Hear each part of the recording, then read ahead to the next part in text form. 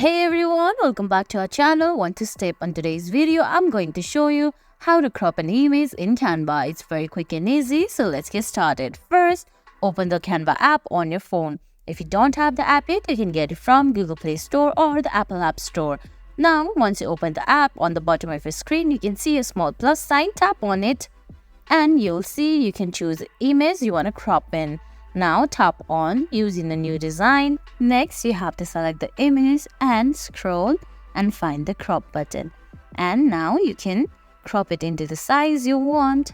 And guys, that's it. That's how you crop an image in Canva. I hope you found this video helpful. If it did, please give it a thumbs up, leave a comment, subscribe to our channel and hit that bell icon. See you in the next video. Thanks for watching.